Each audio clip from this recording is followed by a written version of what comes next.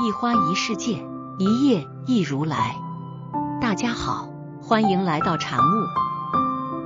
有人说，眼睛能看到的地方叫视力，眼睛看不到的地方叫眼光。人生总是迷雾重重，智者拨云见日，站在家庭里看外面的世界，愚者雾里看花，里外不分，甚至吃里扒外。每个人都希望有一个安定和睦的家，但常常把家庭的意义理解反了。因此，对亲人暴躁、对外人客气的人应运而生；被父母惯坏了的人，把亲人对他的善良当成理所当然。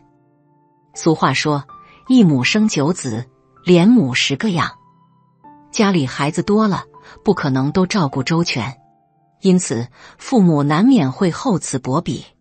经过长时间的厚爱，一些孩子就变成了有恃无恐的人，一开口就会说，你等着，我要告诉妈妈。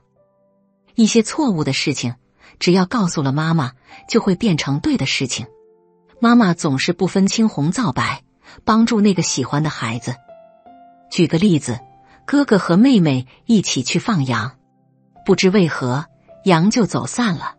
父母知道后，立马就吼，你是哥哥，为什么不照顾好妹妹？因此，哥哥很委屈，反复解释他自己去割草了，是妹妹在看着羊。但是解释很多余，反而让父母更加怨恨，觉得他在撒谎。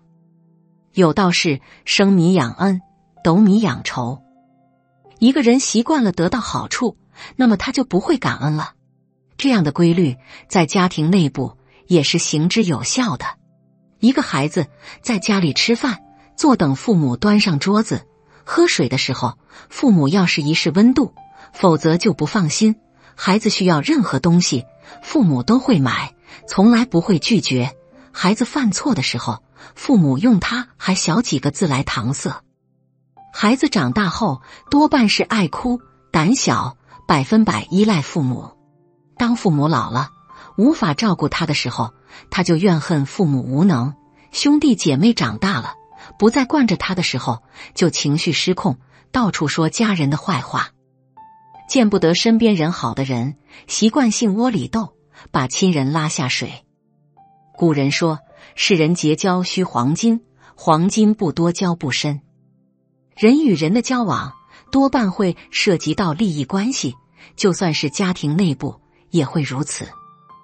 多数的人因为家里有富人而骄傲，因为自己以后有了困难，富人就是最好的靠山。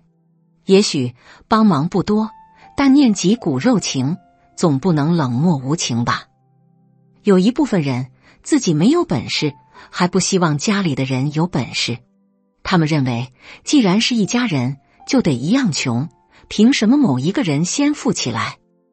在二克拍案惊奇里，有一个叫曹大郎的人，为了谋生，长期在姐夫陈定家当管家。姐夫家田地不少，还有门店。每天看着姐夫过着滋润的日子，曹大郎心里很不是滋味，希望自己能够瓜分一些财富才好。姐姐病故之后，曹大郎果断出手，拿了一些银子给知县，然后提交状纸，说姐姐的死是因为姐夫太冷漠，长期不闻不问导致的。另外，姐夫的小妾在背后吹枕边风，也有嫌疑。好端端的一个家庭，因为窝里斗，乱成一锅粥。我的一个表妹出生在农村，家里也很穷。为了改变命运，表妹咬紧牙关，努力读书，终于考入了一所不错的大学。表妹拿到入学通知书，拍下来发到亲戚群里，本以为会得到大家的祝福，事情的结局却恰好相反。在南方打工的表哥认为，读书再多还不是一个打工者。在省城的姑姑说，女孩子读那么多书，这不是浪费钱，到时候还是要嫁人啊。不知为何，总有人都希望自己过得好，同时还希望身边的人过得不好，最好是形成鲜明的对比。当身边的人超越自己的时候，阴阳怪气的话就如泉水一样冒出来。没有经历被外人伤害的人，总以为幸福在他处，而不是在家庭里。农村有句土话，宁愿给蛇吃，也不愿给爷吃。也就是说，儿女们把钱饭菜给外人，也不愿意照顾年迈的父母。整体趋势就是把外人当成再生父母。人在社会上混，多个朋友多条路，道理不假，但还要保持清醒。真正帮你的人并不多。当我们疲惫不堪的时候，唯有家庭才会接纳你。朱子家训里说，居家戒争讼，讼则中凶。当你把外人当成家人的时候，就会让外人有机会伤害到你的家庭，从而你自己也失去最坚强的后盾。比方说，两兄弟住在同一个村庄里，为了从父母手里得到更多的钱财，就纠集外人，互相伤害。哥哥宁愿花一笔钱请外人吃饭喝酒，也要把弟弟的气势碾压下去。因为家庭不和，父母寒心，兄弟没有形成合力，被村里人笑话，被外人占便宜。都说兄弟如手足，你主动把手足掰断了，难道就不痛心吗？遇到对亲人暴躁、对外人客气的人，应该如何相处？人非圣贤，谁能无过？对于亲人，我们终究要面对，唯有包容才是最好的出路。你要这样想，一家人围坐在一张桌子上吃饭，这是难得的缘分。感情就像筷子，拿起放下，矛盾就像杯子里的酒，喝完了就没有了。面对那些不客气的家人，一是马上闭嘴，不要争吵，让对方冷静下来；二是接受人与人之间的不同，允许存在矛盾，别看不顺眼；三是保持距离，不要被对方的锋芒伤害了你；四是念及旧情，该帮忙还得帮忙，别见外。被家人伤害过的地方，会隐隐作痛，也会逼。俗话说，为人只说三分话，不敢全抛一片心。为人处事，说3分的真话就足够了。至于说掏心掏肺，既没有必要，也不是明智的选择，就不要做了，否则容易被人拿捏。老实人不信这个道理，就跟别人掏心掏肺，什么都说，所以别人就能摸透老实人的底细，从而打蛇打7寸，将老实人吃得死死的。有人会说，不跟外人掏心掏肺，难道就不能跟熟人掏心掏肺吗？最好不要。越是熟悉的人，越容易互相伤害，见不得人好。人性存在就近攀比、就近伤害的特点。有可能别人对你毫无歹意，可就是因为你的掏心掏肺，让别人觉得你比较天真软弱，就来欺负你了。跟熟人打交道，要将这些秘密烂在心底，一句话都不要讲。一，赚了多少钱，能别说就别说。熟人之间不会因为你有钱而祝福你，只会因为你有钱而嫉妒你，进而对你产生见不得人好的心理。你很不理解，大家都是熟人，有一定的感情和关系，为什么非要嫉妒，非要见不得人好呢？正是因为有感情、有关系，所以才会嫉妒、见不得人好。两马跟你毫无关系，所以你只会赞叹两马真有钱。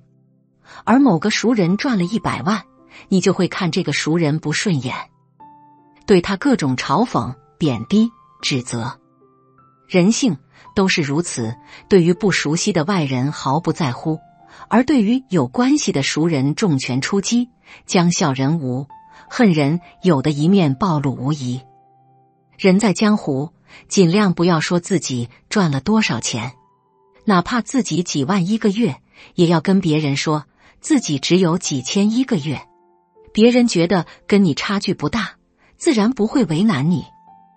你富，他穷，那他就会心里不平衡，如此不就产生矛盾和冲突了吗？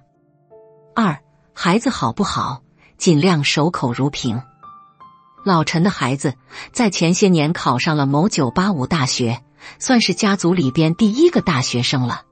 老陈其他亲戚的孩子要么读职高，要么读大专，都比较一般。上一年，老陈夫妻俩跟孩子回到老家过年，亲戚一看到老陈的孩子，说了一句：“你孩子不错哦，竟然考上了985，未来肯定有前途，到时候也让我们这些穷亲戚沾沾光。”望着亲戚，老陈很聪明，回了一句：“现在读书啊，也不一定可以赚到钱，没技术，有可能还比不过职校出来的孩子。”亲戚听了这番话，喜笑颜开：“那是，现在这个年代，哪还看什么学历呀？都是看技术。你看我那孩子学了什么技术？”为什么老陈要这样回答？你的孩子读985，他的儿子读职高。如果你还炫耀你的孩子，那别人就会针对你的孩子，各种小动作不断，反而会给孩子惹麻烦。既然如此，不妨装傻充愣，说些符合别人胃口的话，让别人自我得意起来。反正说几句奉承话，也不会掉几块肉。3. 有什么样的过往，尽量别说。所谓好汉不提当年勇，实际上好汉也不会提当年丑。以往有什么好事、丑事，或者放不上台面的事，尽量烂在心底，让时光尘封就好，就不要旧事重提了。因为旧事重提会招致无数问题。你看那些做生意成功的大老板，一谈到成功之道，就会说一些鸡汤，而不会说生意场的真相。为什么？因为别人知道，一说了生意场的真相，自己就会倒霉。他是通过山寨发家的，他是通过岳父发家的，他是通过前妻发家的，他是通过被大佬选中发家的，这一切别人都不会说出来。能成功、能赚到钱的人，多半都会经历一些见不得光的事。对于这些见得不光的事，没有人会侃侃而谈，所有人都只会守口如瓶。过往如何，早就过去了，当下如何，才是赤裸裸的现实。尽量让当下的自己明哲保身，才是真相。4. 跟家人的关系如何，尽量别说。我们会发现，生活中有无数模范夫妻，可这些模范夫妻没几年就分居或者离婚了，特别出人意料。这就说明了一点，无数的模范夫妻都是装出来的，本质就是为了迷惑别人，让别人知道自己夫妻俩感情有多好，既有面子，也能避免别人趁虚而入。不仅夫妻关系如此，就连家庭的关系也是如此。父母跟孩子的关系再差，在别人面前也会装成父慈子孝的样子，而媳妇跟公婆的关系再差，在别人面前也会装成相处和谐的模样。伪装的目的就是为了保护自己。如果你将家庭不和的真相说出来，别人添油加醋说出去，那你不就成为别人的笑柄和谈资了吗？尽量不要将全部的底细都暴露出来，